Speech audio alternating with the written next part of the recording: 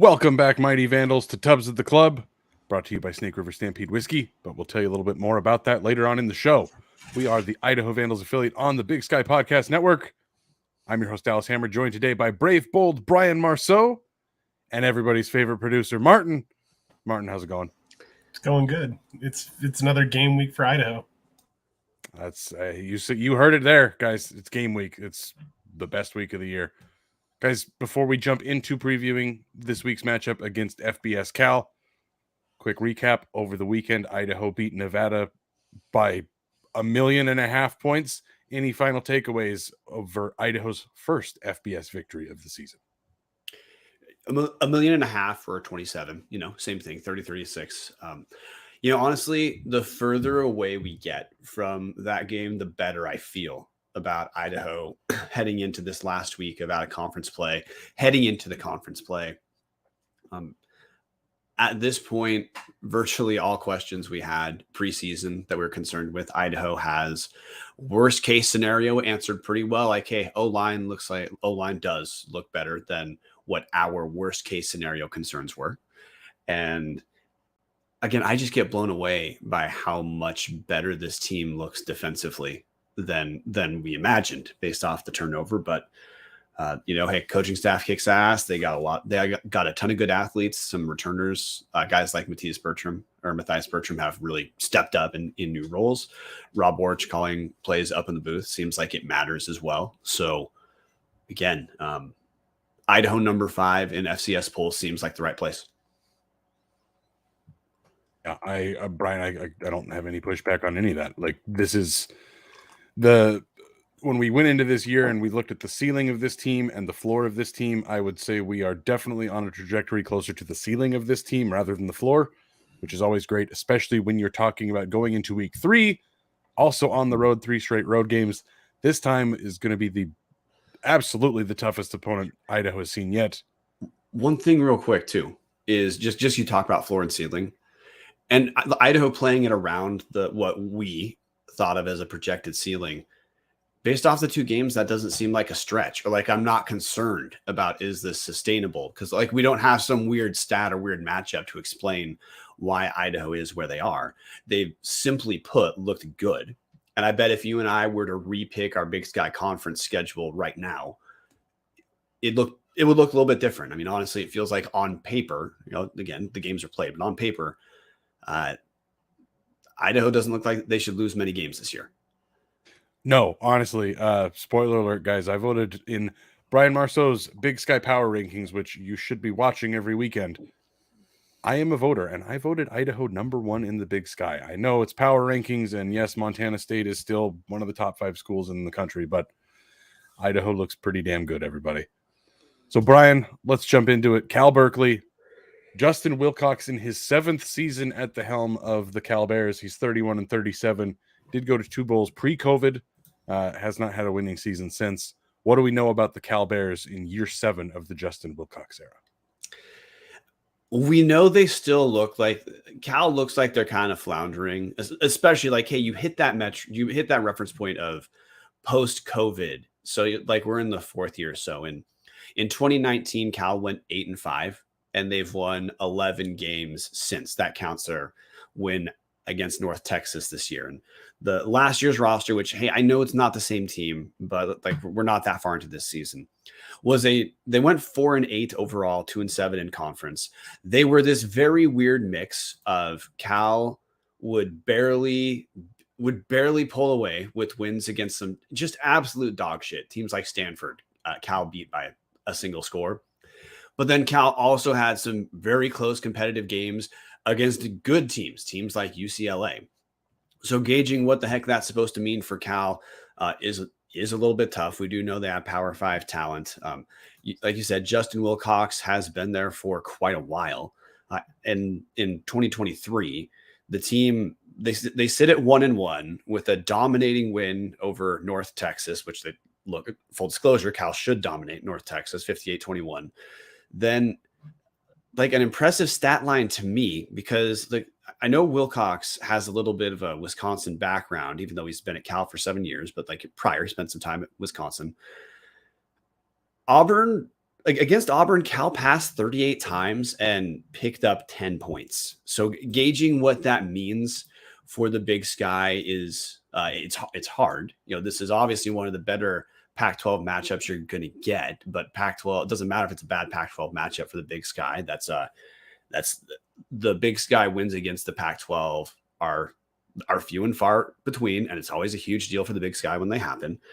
Cal does have a lot more all conference level talent on its roster than Nevada has on its. So this is a different monster for sure, Dallas. And what I'm both not anxious about this because Idaho sits at 2-0, but at the same time, because we're riding off a dominating FBS win, part of me still wants to be hopeful.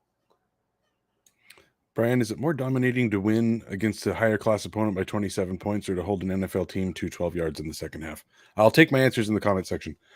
Anyways, guys, so Justin Wilcox, 7 years, he's been to 2 bowl games, hasn't been to a bowl game since before COVID, which feels like a week ago, but also 17 years ago. It's in that weird time has no meaning anymore.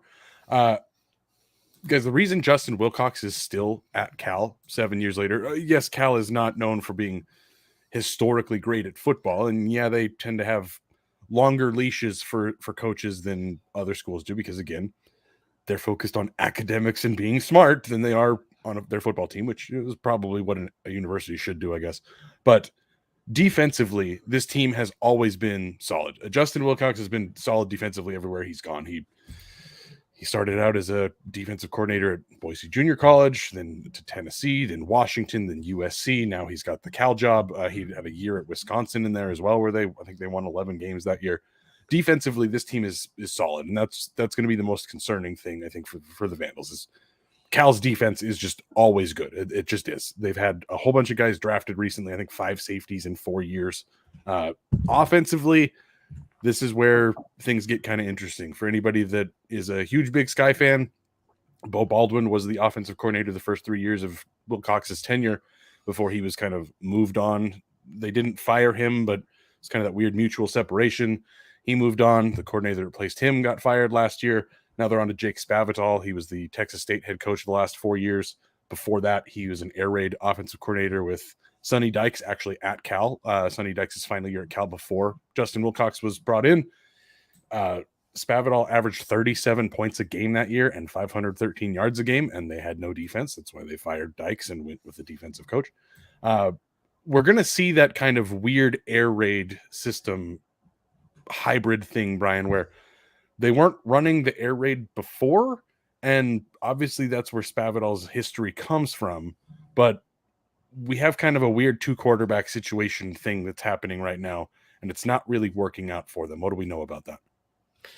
Well, we know the 2 quarterbacks you're talking about are Sam Jackson the 5th and Ben Finley. And like Sam Jackson the 5th, he started the first game, but only got four throws in before he was pulled due to injury. Ben Finley took over the rest of the North Texas game and then started against Auburn. But Finley was pretty ineffective against Auburn, 7 of 11 for 34 yards. Against North Texas, he was 24 of 34 for 289 yards, a touchdown to pick. What you should be noticing, though, is both games Cal with 39 pass attempts game 1, 38 pass attempts game 2. So they're absolutely going to throw the ball around. That's even in a blowout win for Cal in that 58 points where the Bears did have a good amount of rushes, largely in the second half, kind of killing the clock a little bit more. But they're gonna throw the ball around. So I believe Sam Jackson is most likely to start because he took over for Finley against Auburn and played the majority of the game. Threw 27 times compared to Finley's 11. But Sam Jackson on 27 passes got 126 yards and 2 picks. That is against Auburn. But I think it's safe to say, look, neither of these guys started last year. Jack Plummer transferred from Cal to Louisville. Plummer was a pretty good quarterback for Cal relative to the team going 4-8. But we know for a fact both the dudes are inexperienced. Both The Pac-12 guys. So, talent-wise, in the Big Sky, it's a big deal to get a quarterback to transfer down from a Power 5 team. So, if a school like Idaho State had a Cal transfer, that's kind of the big deal. But or Northern Arizona with Kai Milner transferring in this year. Yeah, or when Spencer Brash transferred to Cal Poly. Both these guys maybe are futures candidates to do that downward transfer just because early on the production is not that great. But because we got such a small sample size, it is pretty hard to gauge what that means, other than to say, you look at the number of throws per number of yards gained. It does have that air raid feel of there are going to be a good amount of short throws that are essentially replacing runs, buttressed by the intermediate pass game as well. So Brian, you mentioned the other quarterback there, Ben Finley, 31 completions, 45 attempts, 159 yards, touchdown, interception. For anybody that hears the name Finley and thinks, I've seen a couple quarterbacks with the name Finley. He's the younger brother of Ryan Finley. Had a cup of tea in the pros, but most people know him from his time at NC State. He also transferred from Boise State before that. So just to kind of drop that in there. Again, he's got the most snaps. We do believe that Jackson is the starter. Jackson is the starter in the sense of on the depth chart, it's Jackson or Finley. We believe that the offense is geared more towards Jackson and his running ability, but that remains to be seen. That and Jackson taking over and playing the overwhelming majority of the Auburn game. Exactly. After having started before his injury against North Texas. Exactly. So quarterback play maybe not as terrifying, especially when we're talking a Cal team that had one great offensive output against a considerably lower tier opponent, and then against another Power 5 school. Offense did look pretty rough. I watched the fourth quarter of that game after our instant reaction last week, and not a whole lot offensively that was too scary, but I will say the running back room there is loaded, Brian. Jaden Ott, second team preseason, all Pac-12 this year, also got awards last year as a freshman. And then that's not even to mention the biggest name in the room, at least as it comes to Idaho, Brian. Yeah, that's Isaiah Ifanse, who he had a ton of injury issues at Montana State. So actually getting Ifanse to stay on the field was probably the toughest part of his career at Montana State. But in the one season where Ifanse played virtually every game, he was a second team All-American. Real fast guy, real physical runner.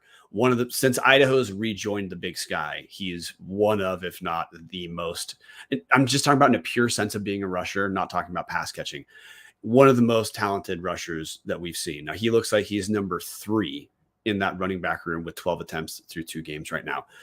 But you're right. I mean, Odd is averaging 6.8 yards per carry through 2 games. And that, one of those games is Auburn. So that's some physicality and some talent that it's safe to say Idaho's defense has not yet been tested with running backs of that caliber. And we've seen, again, just using Ifanse as a reference point, though he did get to run behind that Montana State line, he looked talented enough that he would have made it work pretty much anywhere. Kind of like Elijah Dotson making it work both at Sacramento State and Northern Colorado. And now Dotson, is he on your Rams? Okay, Elijah Dotson made an NFL roster. We'll fact check that. But anyway, Ifanse has looked like that as a Big Sky running back. So Chargers is where that is. Chargers, not Rams. Okay. Same city, same stadium. Exactly. Thank you. Same city. But yes, Ifanse is the kind of guy who, look, if I saw him as their number 1 running back, that's cause for concern. But he's not, because they have a guy who's already better. So Idaho's front 7 will absolutely be tested this week in a way we have not seen and truly might not see for the rest of the year, barring playoffs. Yeah, this is one of the best offensive lines that Idaho's going to see until the playoffs. Obviously, there's the Montana State game as well, but 2 different linemen, Matthew Cindric and Siope Vaticani. I have no idea if that was a butchering. Oof. Both honorable mention Pac-12 guys. They returned a bunch of starters from last year's team. They also have a former Stanford left tackle that's transferred in and is playing left tackle for them, which the guy started 4 games last year. He didn't play the whole season, wasn't like a rock star, but you're talking a team that's a whole bunch of returning Pac-12 linemen and then another starting Pac-12 lineman. The Idaho front 7 is going to have their hands full with Again, Ott, who's currently at 270 yards and 3 touchdowns in 2 games. Afonso, again, just the 69 yards on the 14 carries, but that is 4.9 a carry. 3 touchdowns from him as well. Sam Jackson only averaging 3 yards a carry as the quarterback, but again, he's also lost some yards there. He's also been injured. If he can get healthy, it feels like this is a team that's going to be focused on running the football and playing defense. I know they've brought back a bunch of receivers. 4 of their top 5 guys from last year returned. The other guy ended up transferring to UCLA, which good for him. But this is a team, Brian, I think in transition. I think that Cal, assuming that Wilcox sticks around for 3 more years, I'm assuming you'll see more of that air raid tendency come out throughout the time that Spavital is there. But for now, this does feel like there's misjointed, mismatched pieces here. They're just probably going to run the football a ton. They've already got 3 different guys with double-digit carries this year. And then you've also got, again, Sam Jackson that runs the ball when he's healthy. It feels like this is going to be a game that you see a lot of grinded out from the Cal offense. Yeah, and well, the Cal, this is truly just extrapolating from box scores. I think it's safe to say Cal is not doing what Idaho does in terms of milking the clock, because in spite of bringing up that in game 1, Cal threw 39 passes, game 2, 38 passes, which relative to what Idaho does, that's a lot. Cal rushed more than they passed both games. Against Auburn, 40 rushes. Against North Texas, 56. So, no, I think that assessment is relatively safe, Dallas. I think Cal, when I talked earlier about Cal feeling like they're hard to read because of last year's, just it seemed like they were magnetized to was the close game, regardless of who they were playing. I feel like this team is trending a little bit upward relative to, like I said, only 11 wins the last 3 seasons and change. I feel like they're moving a little bit upward. And look, one of the reasons I think so is there's also a good amount of talent on the defensive side of the ball. Cal has in the secondary alone, three players who are either 1 second team, all Pac-12, 2 honorable mention, all Pac-12. That's relatively loaded. By the way, Craig Woodson is the second team guy I was talking about, so keep your eye out for that name. But there's a handful of other couple guys too in their front 7 who made the preseason team. So you already talked about Justin Wilcox being a guy with a kind of a defensive oriented coach, and that is his DNA. That's why he's cycled through so many OCs. Is he's either tough to work with, or he's just demanding, and it's hard to make the pieces he has work. But I do think the relative strength of the Cal team at this point, you would say, is defensively, and similar to what we talked about with like the running back room and the O-line. This is also easily the best defense Idaho's seen in 2023. Well, Brian, you buried the lead here. Obviously Justin Wilcox, as long as he's the head coach, it's the same as Jason Eck being the head coach at Idaho. Like, Eck is going to have his hands involved in the offense. I know that Schleiss is calling the plays, but they're going to run the offense the way that Eck wants to run the offense. He's an offensive guy. Kind of the same thing with Cal. Wilcox is the architect behind the defense. Peter Sermon is the guy calling it. If anybody recognizes the name Sermon, yes, Peter Sermon played in the NFL, but more importantly, Brian, you should know this as Northern Colorado's #1 fan. Jackson Sermon is an inside linebacker here. He is the cousin of Northern Colorado quarterback Jacob Sermon. And unfortunately for us, Jackson Sermon is a whole lot better at being a linebacker than Jacob Sermon is at being a quarterback. Jackson is one of the best players in the Pac-12. He was first team inside linebacker, currently leads the team in tackles, leads the team in sacks. He's going to end up leading the team in tackles for loss.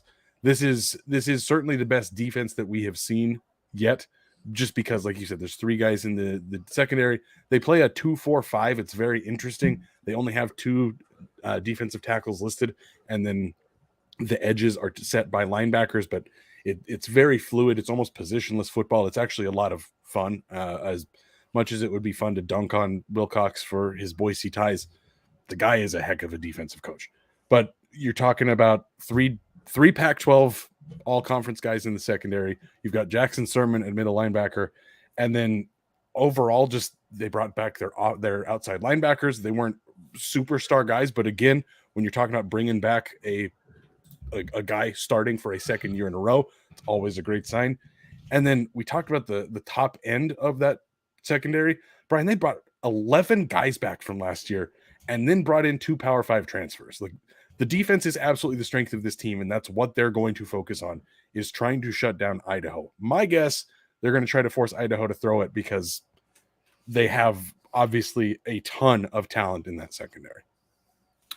Well, I think you're right, and I think if you're a defensive team that can impose your will on the game, that is exactly what you'd want to do against Idaho, not because of relative strength, but because Jason Eck has not exactly been quiet about pointing to the running game and winning the rushing battle as key in his mind. Like I've heard in interviews him reference when talking about last year's season, just Idaho was split on. If Idaho rushed for more than their opponent, they won the game. And when Idaho did not, they did not. I think it's relatively brain dead to have that template against Idaho.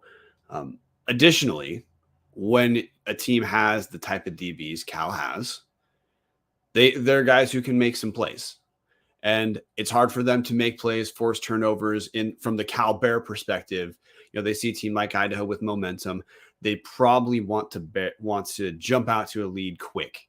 So the result feels less in doubt on their end, with the goal of like trying to beat out the idea of belief from Idaho, who, look, Wilcox is going to know Idaho has only shown up for its FBS matchups since Jason Eck's been there. You have to know that Justin Wilcox is acutely aware of how much Idaho pushed Washington State last year in the season opener.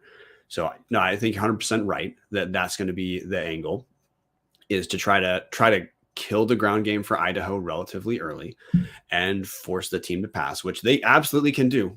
Giovanni McCoy looks like he's probably the best quarterback in the Big Sky right now, based off overall production. And if there's a guy who can beat a Pac-12 team in the Big Sky, it's Giovanni McCoy. But also, hey, it's a secondary that's much more talented than what Idaho's seen. You have to expect that Wilcox also thinks he can probably get Giovanni under duress and force some Idaho turnovers that way, which would be how you get that early separation. And as the Pac-12 team, try to not have to care for really, 2/3 of the game or so. Because it's real important for Cal to pick up this win. Sitting at 1-1, if they have bowl aspirations, the Pac-12 looks good this year, guys. So this game. If last year there was any concern about what the Idaho game meant to the FBS opponents in week 1 and 2, for Cal, this game absolutely is probably circled to them in a different way, kind of like Idaho had Nevada circled as get that second win, the OOC, and you got some breathing room. And for a guy who hasn't been to a bowl game since before COVID, that's a big deal. Yeah, I think both Wazoo and Indiana looked past Idaho, especially Indiana having brutalized Paul Petrino's final team, and then seeing them the next year with Eck completely 180. I think that was probably why Idaho looked so good in both of those Pac-12 games. We're not going to see that this year. Luckily, I think Idaho is a much better team. But Brian, if you look at the Cal schedule, I mean, right after this, it hits. They go at Washington, Arizona State, Oregon State, at Utah. I mean, say what you will about Arizona State, but those other 3 schools are absolutely going to be favored, and probably favored by a lot, with Oregon State being the home game. On the road, Washington, Utah. Like, Cal is going to be looking to win this game. Cal has to impress in this game. This is one of their few last circled games that they can think, yeah, we should win this game. Every other game, they're going to have to talk themselves up for it. So be prepared to see a battle, which, if this game is close, something to keep an eye on. This is my final point before we move forward, Brian. All new specialists this year for Cal. New kicker, new punter, new holder. Punt returner might be the same, but I believe they have a new kick returner. So special teams, Idaho's been pretty consistent with that this year. Hopefully we see that again, because this feels like the kind of game where your kicking game could absolutely make or break you. And got to say, it's pretty nice to have Ricardo Chavez back there. Brian, you're muted. I wanted to make you feel okay for the Saturday episode. So I appreciate that. I'm on a new browser now, and that seems to be working better. So rest in hell, Firefox. I knew this was going to happen anyway because I'd had too many weeks without a mute issue. So, okay, look, hey, you brought it up. If Idaho is going to keep this close, because, of course, hey, everyone understands the formula for a bye game against a Power 5 team not being close. It's, hey, they got the talent. They can force turnovers. They impose their will at the end. We all know what that script looks like. If Idaho keeps it close, look, the very first thing I'm looking at is Idaho has picked off 3 passes this season for 3 different players. And Idaho led the Big Sky in turnover margin last season. Part of keeping especially the WSU game close last year was turnovers. And Cal has an inexperienced quarterback. Doesn't matter which guy we're talking about. They have an inexperienced guy. And if it's Jackson the fifth, who that's what it looks like, dude threw 2 picks last week. So Idaho's going to have to make some plays defensively. They're going to have to force some turnovers. I don't see how Idaho can keep the game close without winning the turnover battle and winning that in a relatively dramatic fashion. Dallas, I do believe the secondary for Idaho they're pretty damn good. Honestly, Marcus Harris might be the best corner to ever play for Idaho. He's got 1 pick this year and a pass breakup, but the dude is absolutely good. He's a former Pac-12 talent. He initially was recruited to Oregon State. He looks like he belongs on just about any field. But Tommy McCormick had some huge turnovers, forced turnovers last season. He's a guy to look at. Ormani Arnold, he has an interception as well. He's on the other. He's one of the guys on the others. One of the corners on the other side of Harris. Idaho has some pretty strong talent there. So I guess that's the first thing I'm going to look at is team is passing 38 to 40 times a game with an inexperienced quarterback.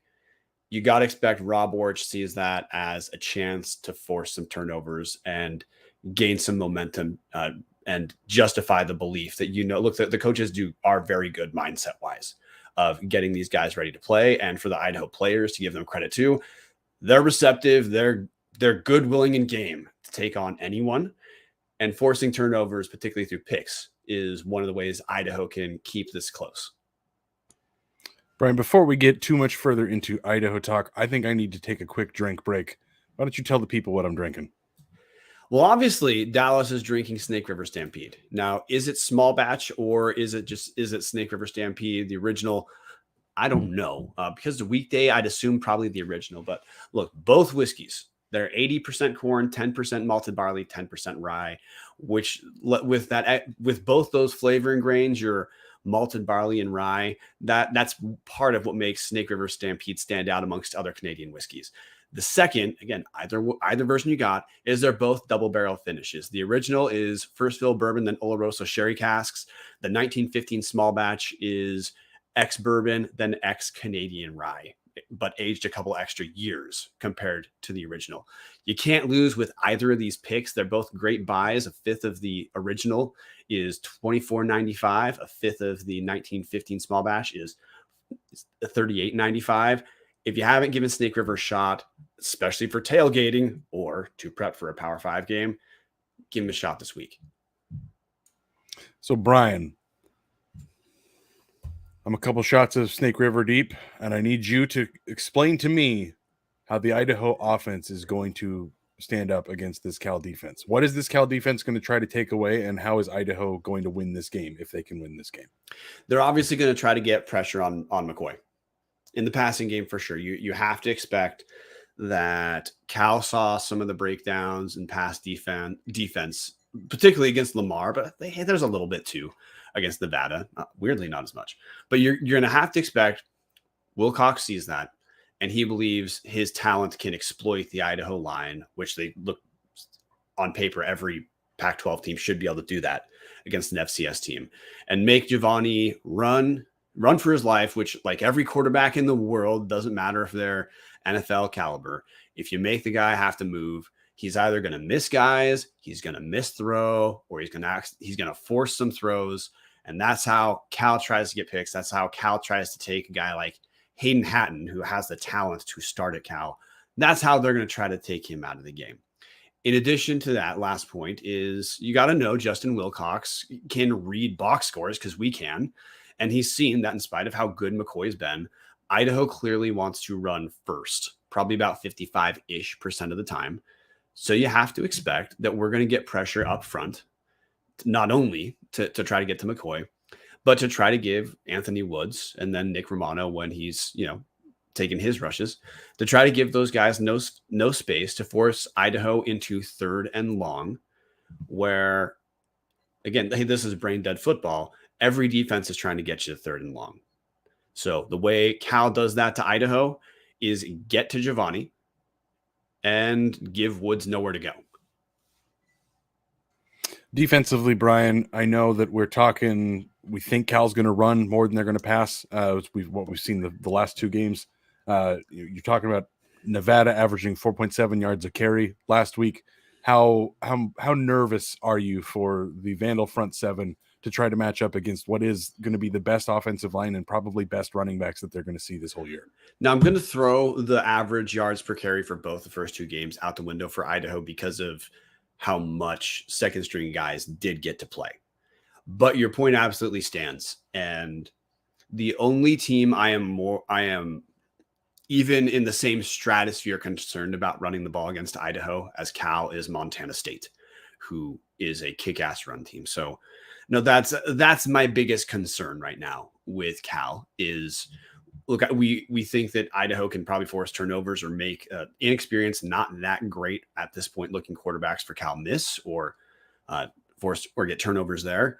Well, if Cal is able to rush, to tune of 6.8 yards per carry, like Ott is averaging right now, who cares what the quarterback's going to do? They can just keep running it. They can do the exact inverse of what Jason Eck does and keep Idaho on ice, essentially give Idaho a dose of its own medicine. So the basic answer to your question is I'm pretty damn concerned. And not because of Idaho's talent, because Idaho, again, we've ad nauseum in our last episodes talked about how good Idaho looks defensively.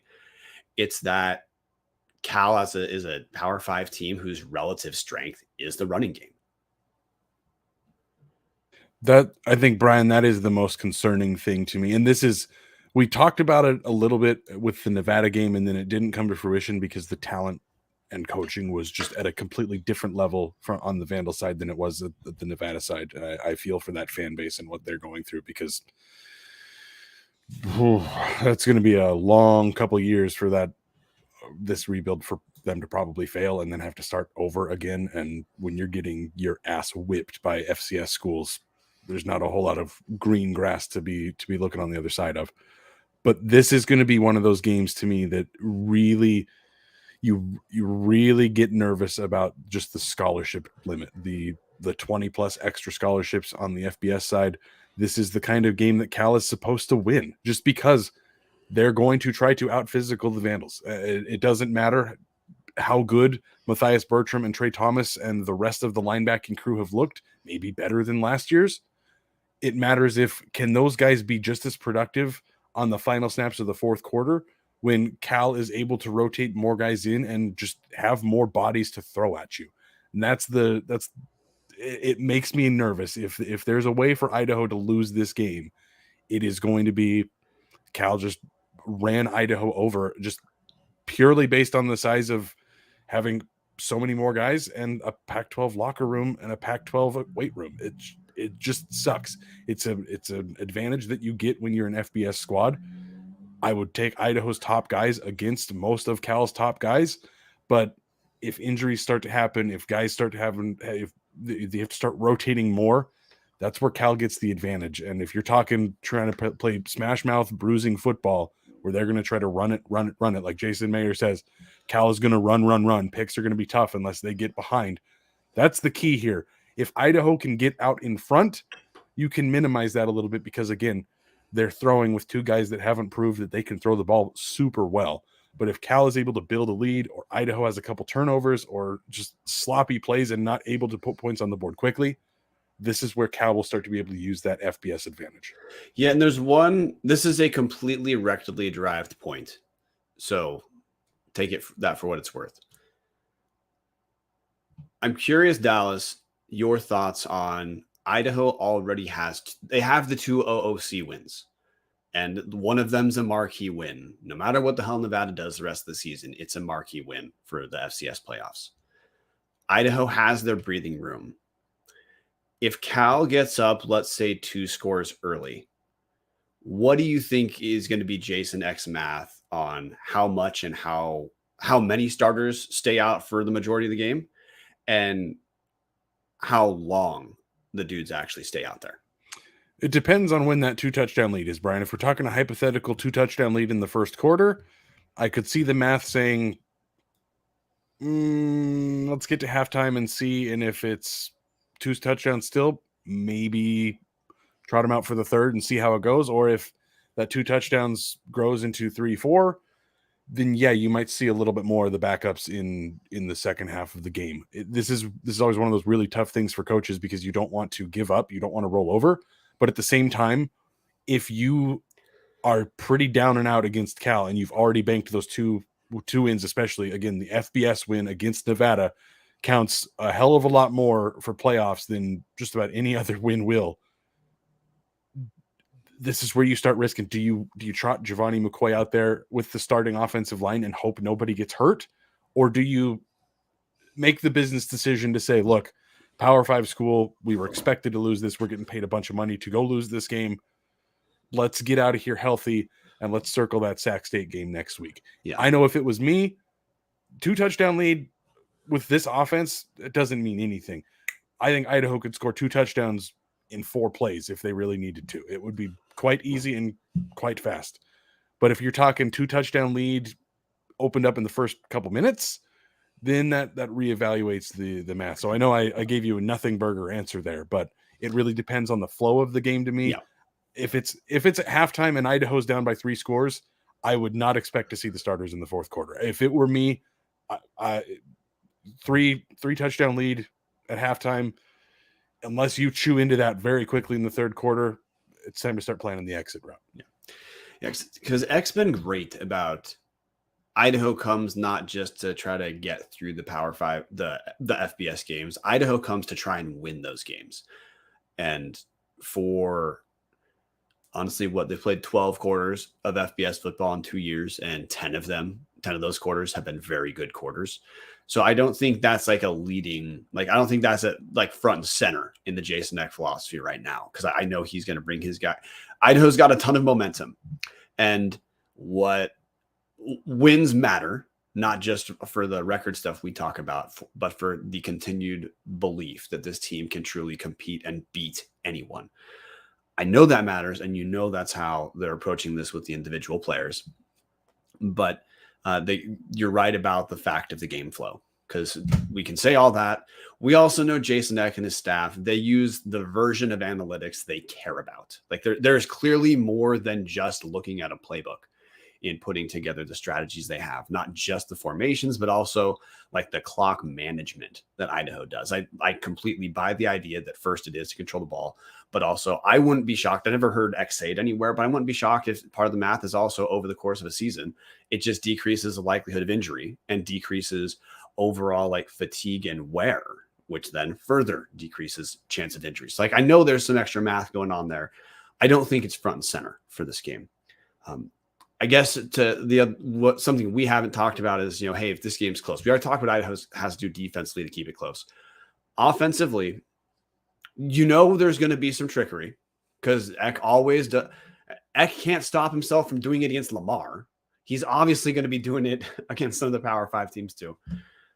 But I also think, relying maybe a little bit more on some of those short, quick passes to some of the playmakers on the team. You wouldn't use Hayden Hatton necessarily in this regard, but guys like Jermaine Jackson, guys like Jordan Dwyer, to maybe try to set up some strikes to Hatton as well.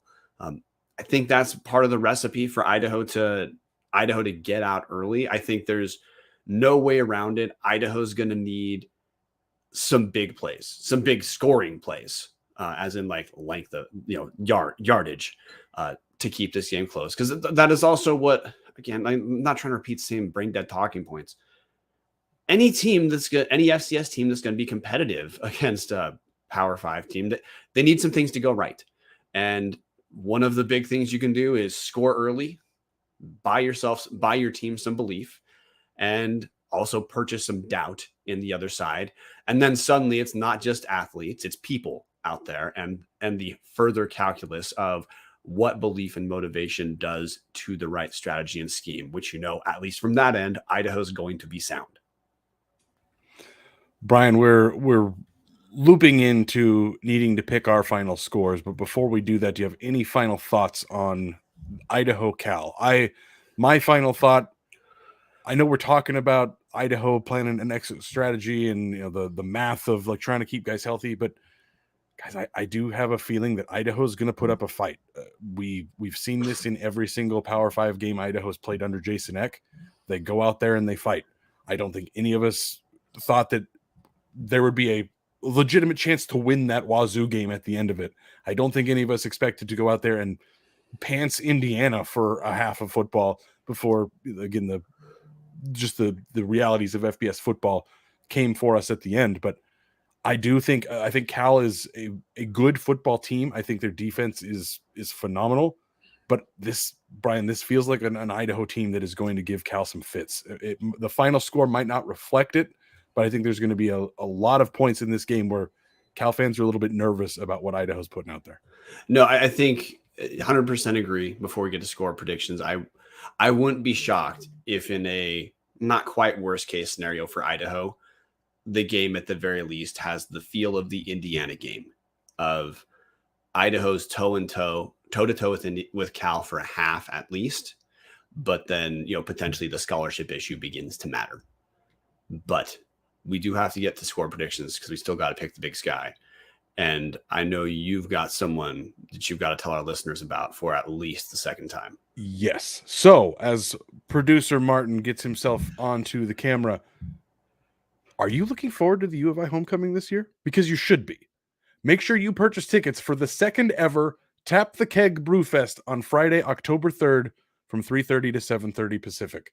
The Brewfest will be at the Dan O'Brien Track and Field Complex. It's right in the hub of the homecoming festivities. There's local and regional beer, ciders, seltzers, all of that's available to taste. There's Oktoberfest-inspired food vendors. There's even going to be some live music to enjoy. The early pricing ends September 25th, so you've got just under 2 weeks to get your early tickets in. You don't want to miss this event. Purchase your tickets at go.uidaho.edu/tapthekeg. We'll drop that in the comment section of the YouTube. We'll have it in the description of the YouTube, and we'll have it in the description of the podcasts. Again, Tap the Keg Brewfest, Friday, October 13th, 3:30 to 7:30. Get your tickets before September 25th. That's when early pricing ends. You can buy those at go.uidaho.edu/tapthekeg. Producer Marten has joined us once again from the shadows. Marten, any thoughts on Idaho, or do you want to just jump right into your prediction? Let's jump right into it. I don't know. After last week, I'm on that high of wanting to pick Idaho, but I'm gonna go with my head. And I'm gonna go with my first thought and go Cal wins this by 10. It's hysterical how much Marten did not want to say that out loud. But look, Idaho through 2 games is averaging 37.5 points per game, which I believe people should actually read as 45 because of just it's been game management that's taken it to 37. This is a very good, very inventive offense that can beat you in virtually any way. But I'm going to go with Cal in this game. I think it's going to be like I said the second ago, I think it's going to be at the very least close for a half. But I do think that the relative strength of Cal, defensive side of the ball, is Idaho's O-line, I think, is going to wear down. And Eck hasn't been there enough to build the type of depth to have a San Diego State line yet. So I'm going to go Cal 37-24. You mean South Dakota State? South Dakota State, my bad. Close enough.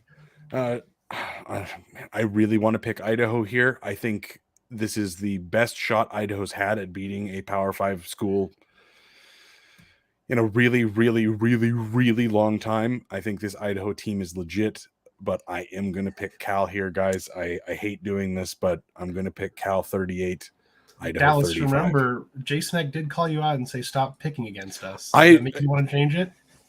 No, but it makes me hope that if I'm wrong, he dunks all over us again, because it Yeah. would be very well deserved. All three of us picked The- Cal. I hope all three of us are wrong. If there's any players or coaches listening to us, please prove us wrong. I would love nothing more than to see Justin Wilcox get beat by the Vandals. Yeah.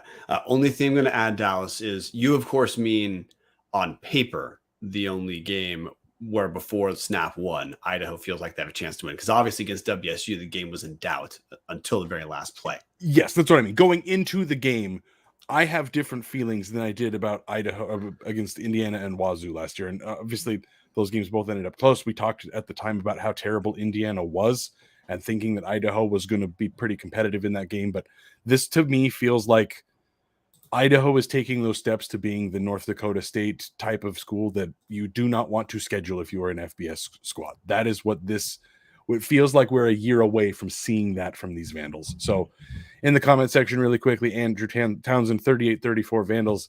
Jason Mayer saying 31-31 at the end of regulation, and Idaho gets a scoop and score 37-31 victory. Mobin picking Idaho. Yeah, Brian, I would absolutely take that as well. Mobin saying Idaho wins. This is a test, the big first real one of the season. Idaho comes out the victory. Patty Frerks also saying he's picking Cal with us. So pretty split between us in the comment section, guys. But before we get into the Big Sky Pick'em, where we'll talk about the rest of the games, we've got to talk about one of our three favorite sponsors. If you are looking for a great all-inclusive week-long vacation, don't look past your backyard. Venture into the largest protected wilderness in the continental United States, right here in the great state of Idaho. Enjoy a multi-day trip down the Middle Fork of the Salmon, the main Salmon River of No Return, the Salmon River Canyons, or the Selway. And you can even check out special trips like one to see the Perseid meteor shower. Camp on pristine beaches, run amazing whitewater, hike scenic trails, spot the wildlife, soak in beautiful natural hot springs, take in the history along the river, and again, you can always fish some of the most remote stretches of river in the entire country. Just bring your clothes and let HRE handle the rest. Hughes River Expeditions has been Vandal owned and operated since 1976, and they are ready to take you on the vacation of a lifetime. Really, though, just find Colin Hughes on Twitter. He's ready to do it, guys. He's a great guy. You're going to have a blast. What are you waiting for? Find out what it's like to grab a paddle, catch dinner, and ride the bull all throughout the Gem State. Call him now at 800-262-1882. Again, 800-262-1882. Or check him out at hughesriver.com. All right, guys. Big Sky Pick'ems. Marten last week went 11-1 to make him 20-4 overall. Again, that is partially influenced by Marten's refusal to pick Montana, which I respect the hell out of that. I went 11-1. I unfortunately picked UNI to beat Weber State. I was hilariously wrong in that assessment. Hey, I deserve that. That makes me 23-1 overall. And Professor Brian, the bravest and boldest of all of us, undefeated once again with a 12-0 record. That's 24-0 overall. Brian, I think that means you get to be the final pick this time. So it will be Marten, myself, and then you get to make your pick after the end of us, as you are now in the lead. So Marten, we're going to jump right into the game of the week. Portland State versus North American. No one's going to win this game. The only people that are going to win this game are the people that don't get to watch it, which is hopefully just about everybody. No, North American wins because they get paid. Do they get paid? Are we sure about that? It is Portland State that they're playing. Are we sure they're getting paid for this game? Their version of it. There you go. They're getting paid in exposure. Millennials. Portland State's going to win this game. Jesus Christ. Going to Portland State for your exposure. Okay. Obviously, Portland State is going to win this. And honestly, guys, I said this on the power rankings. It's hard for me to talk about Portland State because of how over the Vikings I am, especially their year in, year out OOC of getting their asses kicked in 2 FBS games and then playing a team from such an obscure conference or classification. We sometimes have to rely on Wikipedia because the school doesn't have a reliable athletics page. So, yeah, Portland State, moving on. Dallas, you're muted. That one was my fault. Colin Hughes jumping in. Again, reach out to Colin. Hughes River Expeditions. PSU stubs their toe against an unsanctioned school. You heard it here first. Colin, nothing would make me happier other than holding the Seahawks to 12 yards of offense in the second half again. Moving on to yet another game of the week. Cal Poly versus D2 Lincoln. Cal Poly. Yeah, Cal Poly got boat raced last weekend, but there's no reason I would ever pick a D2 school to beat Cal Poly. Cal Poly lost 59-3 to San Jose State, if anybody was curious. Cal Poly wins this easily. I mean, Cal Poly walked over San Diego week 1 pretty easy, so this should be easier. Again, sub D, the version of playing a Bible school in basketball, I don't care. And Jason Mayer with the top comment, do we have to pick? No, technically you don't, but unfortunately we do. Speaking of that, yet another barn burner, Montana versus Division II Ferris State. Y'all already know where I'm going with this. They lost. They barely beat a non-scholarship D1 team. They only beat a non-scholarship Division I Pioneer League school by 15. I think those 30 scholarships Ferris State have will put them over the top over Montana. There we go. There it is. Bueller. It's not happening. It's Montana. Sorry, Martin. Montana's going to run this game right over. Okay, I do have to throw a little bit of cold water on the joke. Ferris State is probably the best out-of-conference team Montana is playing. Ferris State won the D2 National Championship last year. They're sitting at 2-0. This is honestly, from the Montana fan perspective, this is the worst scheduled game the Grizz could possibly have done. Because, look, if Ferris State shows up and picks up the W, it's embarrassing as hell for the Grizz. But a win does nothing for the playoffs. I think the Grizz are going to win this game for sure. But I wouldn't be shocked if there's moments, or at least a final score, that is not the ass kicking that you'd assume on paper. I'm not anxious about. I've watched both the Grizz games, not all the way, but a decent amount. And Butler looks objectively better than Utah Tech, and Montana had absolutely no issue jumping ahead against Utah Tech. So I don't think this is going to be necessarily close, but it is worth at least keep an eye on the game cast because of the upset factor of Ferris State's not nobody, guys. No, they're definitely not nobody, but when it is Montana, you expect Montana is going to at least dominate lower class opponents. Everybody here picking Ferris with the upset, other than Patty saying it's going to be a gross win. Jason Mayer saying start the clock on Houck. And honestly, Jason, I think if they lost to Ferris State this weekend, I think the clock would start and end. I have a feeling that would not go over particularly well for a lot of people in the Montana fan base. Okay, I do want to add one thing of like, hey, what is intrigued to potentially look at this game is Bobby Houck is alleged to be deciding his starting quarterback after this game. Clifton McDowell is the running quarterback. He started the last game against Utah Tech. Sam Vidlak is the passing quarterback. He started week 1 against Butler. I think Houck is going to ultimately go with Clifton McDowell, or Clifton, whatever the hell, as the starting quarterback, because he fits the Houck mold of he makes fewer mistakes. But to me, that's what I'm watching is what is the snap split between those two, because Houck is also famous for competitions that were decided well before training camp. Some would say rearranging the deck chairs on the Titanic. But I don't want to talk about that dog shit football team anymore. Moving on to yet another great game, guys. We're loading up all the best ones at the front like we always do. Montana State versus the Stetson Hatters. Maybe one of the best names in all of college football. Montana State.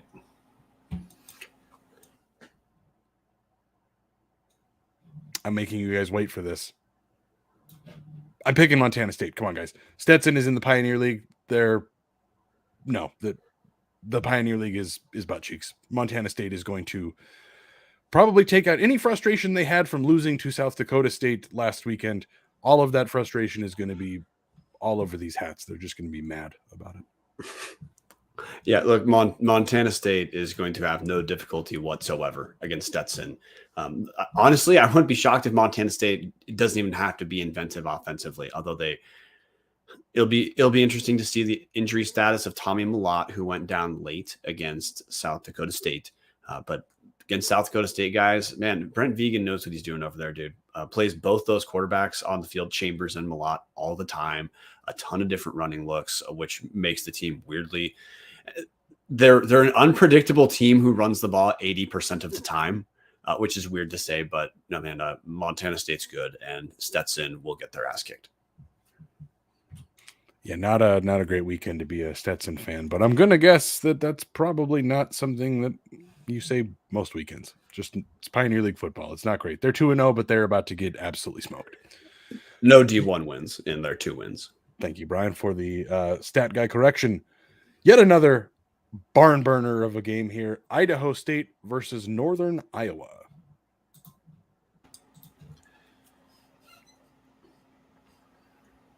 Northern Iowa. So I think this actually has more intrigue than you might guess, because Northern Iowa had 6 turnovers against Weber State, going down 34-17 last week. And the intrigue is, I think there's a chance that people like us who've been moaning about Northern Iowa getting grandfathered into the top 25 for having the exact same, like barely over 500 season year in and year out, I think Northern Iowa is trending down. And I think part of the Weber game being what it was is that Northern Iowa is just not that good. So I think I'm with Patty in the comment section. I think Northern Iowa wins, but I think Idaho State is going to be frisky. And I expect the result of this game is going to be in doubt for much longer than you'd guess, with an outside chance of it being a 1-score game. Yeah, Brian taking his turn out of order, the audacity. Guys, UNI definitely didn't look great. Jason Mayer saying ISU puts it together and UNI loses, but are going to be the first 4-win team to make the playoffs. That does feel pretty realistic. Look, it's not there for Idaho State. I think Idaho State has progressed from being terrible bad, which is what they had been under Fennessy and under the guy who they probably don't want to say out loud, Rackle. But Hawkins is at least maybe going to make them fun. They were fun against San Diego State. Yeah, they gave up 44 points in 1 quarter against Utah State, which is maybe fun for me, but maybe not fun for ISU fans. I don't think this team's going to be very good. I don't think they're going to win a lot of games, but I do think they're at least more fun to watch, even if they're bad, instead of just being bad to the point that you turn the channel. The Idaho State dudes who joined the Power Rankings episode, when I talked about that, one, they brought up that Idaho State gave up 3 touchdowns in less than 3 minutes of gameplay in that run, one of which was an Idaho State touchdown pass to Jesus Christ, to Utah State. But like all their comments were, yeah, outside of that 44-point quarter, it wasn't that bad. Hey, you know what? Been there. I get that. Last year for the Rams, outside of that first quarter in the Bills game, season wasn't that bad. Totally get it. Let's see. What do we have else that's a good game on the schedule? Oh, here we go. Northern Arizona versus Utah Tech. Everybody's talking about this one. Oh God, who did I pre-wrote my picks. I NAU. I don't feel good about it. Neither of these teams are particularly good. I don't see a whole lot of redeeming qualities in either of these. Utah Tech having just lost to Montana by 30 after Montana hadn't looked particularly good in week 1. But I think NAU still beats Utah Tech or Dixie State or one of the million other names they've gone with. I think NAU gets one of those wins that makes them feel good about themselves, and maybe the athletic department talks themselves into Chris Ball maybe deserves another year. Maybe he's going to turn the corner. And then he just needs more time, Dallas. He really does. 5 years wasn't enough, so let's make it 10. It sure worked for Paul Petrino. Brian. Yeah, so Utah Tech was down 43-0 against Montana heading into the 4th quarter. Montana just was ready to exit that game. That's why they even got their 2 scores. I'm going to go with Northern Arizona, not because I feel good about NAU. I think this is a game that quarterback Kai Milner might win by himself. He's, as you referenced earlier, transfer from Cal. He's a solid passer and a solid rusher against a shitty defense. You can expect he's going to have, I wouldn't be shocked if he has an outing that's at least gets a vote or 2 for offensive player of the week, because Utah Tech sucks. So you're right. NAU gets their win. they get to stay above number 10 in the power rankings, which is just devastating news for me. All right, guys, we're starting to get closer to the games that are even less interesting than this. Obviously, that's sarcasm. We're slowly getting closer to good games. But before we do that, we've got to get to one that's going to be turn it off by the end of the first drive. Northern Colorado versus ranked Washington State. Fireball sales, Washington State. Yeah, this is... oh, boy. Northern Colorado has not looked good, guys. We had thought previously, hey, maybe Ed McCaffrey was playing favorites. Maybe that's going to cause them to have a little bit more frisk in them than they've had. No, maybe Ed McCaffrey just really tried to put a bullet in the head of that program. Ed Lamb's got his work cut out for him. Wazoo is on a mission to prove to everybody that they got left behind unfairly. Fairly. It's going to be embarrassing. I would probably be changing my residence if I thought about being proud of Greeley, Colorado. This is going to be a bloodbath. There's the comment of the day. Andrew Townsend, future Big Sky member, Wazoo with the victory. See, my comment of the day is Kevin Marshall, worst defeat for Dixie since Five Forks. That to me is different level. Thank you, Kevin. I'm going to go with, obviously, Washington State. Northern Colorado has 18 points in 8 quarters of football so far, and that's before they play their Power 5 game. So, yeah, it's not going to be close. Washington State, I think they're going to be united this season in a way that makes them stand out, makes them be a feel-good story. And you're right. Look, what Ed McCaffrey probably brought to Northern Colorado, just the name itself, was some talent, not a lot, but some. And I think a lot of that talent is gone. David Hogue's also been injured, good linebacker, but he doesn't score points for them. So yeah, Ed Lamb's got a lot of work to do. It's a real question of if Northern Colorado is going to eclipse 20 in the OOC season. Against Wazoo, not likely. I mean, right, total points in 3 games. Oh, total points in 3 games. Yeah, that's what I mean. Yeah. Not against Wazoo. Yeah, not likely. No. I could see a shutout. It's bad juju for NoCo. The UC Davis Aggies versus Southern Utah, former Big Sky members. UC Davis. Yeah, I think that's all that needs to be said. UC Davis. They're considerably a better program than Southern Utah, and there's really nothing else to say. Part of me wants to waste time clicking through the Southern Utah schedule, which I will not do. But hey, the Thunderbirds sit at 0-2 with 2 Power 5 losses. Weirdly, SUU stayed close against Arizona State in week 1, but I don't think that's going to matter. I think rebounding for UC Davis after getting killed by Oregon State is going to matter. And I think Davis is going to walk all over SUU. Brian, I think that might be more of an indictment on how bad Arizona State is going to be, and maybe not an indictment of the quality of Southern Utah. As much as I love Bo Baldwin, I suppose it's worth questioning. Was rating the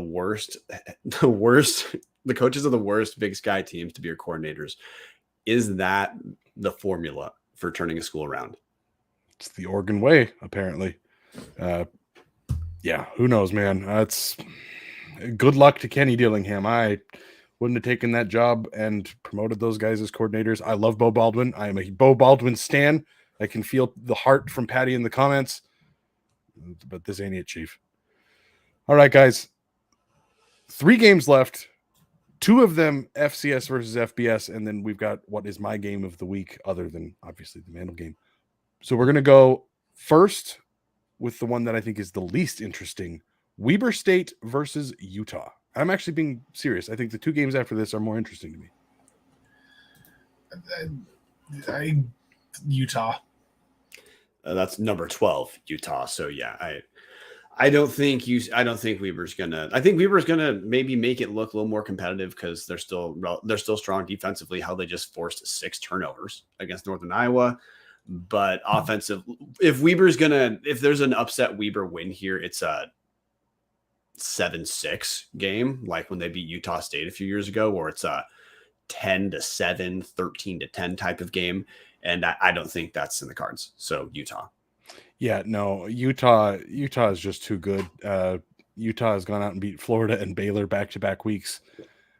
You could make the argument that they're going to look past Weber State on their way to UCLA and Oregon State, but guys, this is a fringe top 10 team in the FBS. This is just not a game Weber is going to be feeling very confident about. Well, and look, Whittingham, it's not like he just started coaching at Utah. Like he knows Weber is a team they should beat, but is a team that is pretty damn tough to beat. Yeah. The 19th season, if anybody is too interested in Utah football, 19th season at the helm for Kyle Whittingham. All right, guys, 2 games left on the pick'em. Both of these probably a little bit closer than Weber State, Utah. We're going to go with the Troy Taylor Bowl first. Sacramento State versus Stanford. Stanford. Easy enough. So this is one that's tough for me. So Stanford beat Hawaii in the first weekend of the season, beat them by 2 touchdowns, and then went and lost to USC 56-10. And that I think is more indicative of what the Stanford Cardinal are going to be. Again, there's a reason that Troy Taylor is there, because David Shaw just the magic finally ran out. Sac State, top 10 team.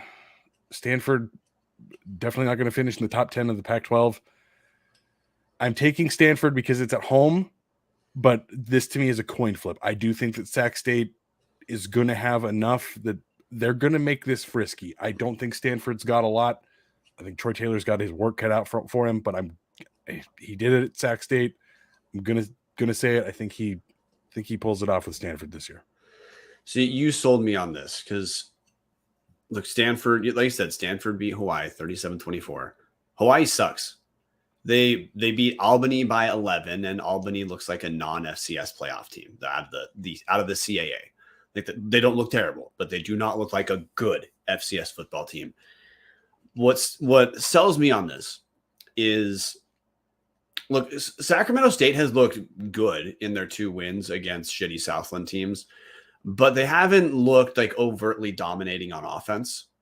And I think they're still finding a little bit of their identity with someone other than Troy Taylor calling plays. And because Troy Taylor just coached at Sacramento State, a lot of those dudes are known quantities. We know he was, if not the best, the second best coach in the Big Sky for his run. On paper, you'd say he was clearly the best with conference titles and what his conference record was. So there's no way Sac State sneaks up on Taylor. He's going to uniquely know how to scheme against some of these guys. So I'm going to go Stanford, but I don't disagree with your basic sentiment that the talent gap between these 2 teams is not close to typical on paper Pac-12 Big Sky. Yeah, if this was a team that wasn't coached by Troy Taylor, I think this might feel a little bit more like a Sac State upset here. In the comment section, Jason Mayer, Stanford by 17. Patty Ferks, Stanford wins. Colin Hughes would love a Sac State win here. I would love to see Sac State pull this off. It just doesn't feel like this is going to happen. Troy Taylor's too good of a coach. And like you said, Brian, he knows a lot about this roster. It's a lot easier to coach against the team when you know them pretty well. Think back to the Super Bowl that John Gruden won with the Buccaneers against his previous team from the previous year. The Raiders made the Raiders look like a college team in that Super Bowl. You don't get a whole lot of opportunities to see a coach in his first year with the team against another team, especially in college, but it just feels like Troy Taylor's going to have this one wrapped up pretty easily. Maybe not on the score, but it's not going to feel like a game that Sac State is punching it for a victory at the end. That takes us to the last game of the week, guys. And this one is, to me, the most interesting. You have Eastern Washington hosting the hated Southeastern Louisiana Lions. I mean, hated in the fact that they ruined last year's season. But Eastern versus Sela, Martin. Eastern. Love that. Yeah, this one's tough for me too. Sela sitting at 0-2. That game that is worth paying attention to is Sela losing against South Alabama. That's Sunbelt, South Alabama, 35-17. I think this game means more for Eastern. Not just like both teams are 0-2, so it means a ton. But I think the stakes of Eastern are kind of weirdly bringing the team together. Like I think in their 2 OOC games of North Dakota State and then last week's double overtime loss at Fresno State, you can see there's better athletes on Eastern. Vesperis is getting better. Beginning of the season, I would have picked Sela, but today, because we've seen some of the transfers that Aaron Best brought in late are contributing. So which is part of why it's not shocking that this team might take a minute to glue or to gel. So I'm going to go with Eastern. They can put points up on the board, and I think or maybe safe to say they look like they have the traits of some of the older Eastern teams, where they're not getting outclassed the way we saw last season. So and it's also at Eastern where the tickets are $17,000 a seat. So I am going to go with Eastern. Guys, I want to point out the preseason Southland Conference poll. For anybody that doesn't know FCS football particularly well, because I couldn't name you the 8 teams in the Southland Conference, I will say that typically the best team in the Southland has been Incarnate Word. And this year, Southeastern Louisiana was picked to win the conference over Incarnate Word. What that says to me is, this is a very good football team, obviously, having beaten Idaho in the playoffs last season. They got crushed by Mississippi State in week 1. They lost by multiple touchdowns to, again, another FBS school, South Alabama. They're on the road now against Eastern, which, yes, down year last year, but Eastern, historically, pretty good program. And then you look at the rest of what they have. Houston Christian, Tarleton, Lamar, Northwestern State, Texas A&M Commerce, a bunch of teams that just aren't very good. The stakes here for Southeastern Louisiana, you obviously want to win this game, but it's not necessarily the end of your playoff dreams. You could still win this conference. You can still get to 7 wins. You can still make the playoffs if you lose this game. If you are Eastern Washington, looking at the murderer's row that you were going into of UC Davis, Idaho, and Idaho State, jokes. UC Davis, Idaho, bye week, Weber State. You have got to win this game. If you are an Eastern player, Eastern coach, you're looking at this is circled as like, we've got to get things moving here. They played very well against Fresno State and unfortunately lost that in overtime last weekend.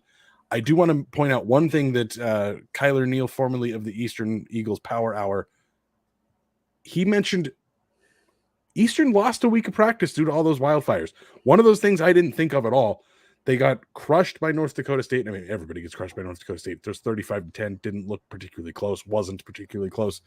And then go out there against a depleted Fresno State team. They are not the same team as last year, but go out there and beat them, go out there and lose to them in double overtime when, unfortunately, Vesperis threw a pick. Eastern's defense looking a lot better. Patty in the comments, sounds weird, but Eastern is going to be one of the best defenses that Sela is going to play in their FCS play. I'm going to make it 3 for 3, guys. I think Eastern gets the win on the red. I think the quote-unquote hot seat that we are expecting for Aaron Best cools off a little bit, beating an FCS playoff team from last year, and maybe build a little bit of that momentum, trying to go in there and knock off UC Davis, Idaho, Idaho State, Weber State, and that it's a pretty tough 3 of 4 weeks there to start your conference season. You need this win. I think Eastern needs this win, and I think they're going to get it.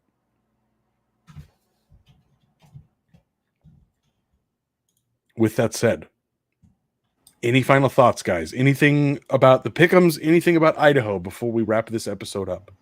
If I go 12-0 this week, I automatically win pick'em for the season. Obviously. 100%, yes. Okay, well, the brain dead thing. One, hey, Tubbs is slamming up towards 500 YouTube subscribers, which is exactly halfway to making YouTube have to pay us. So help us out, guys. Hammer that subscribe button. And if you want to join the Discord, again, it's just the Discord is pretty dang active during games, especially road games, guys. So, patreon.com/Tubbs at the club to join the #OnlyTubbs Discord.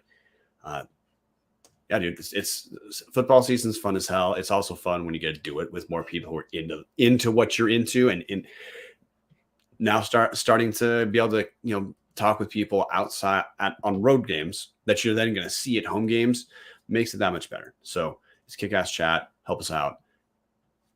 That's all I got. Go Vandals. Go Vandals. Go Vandals.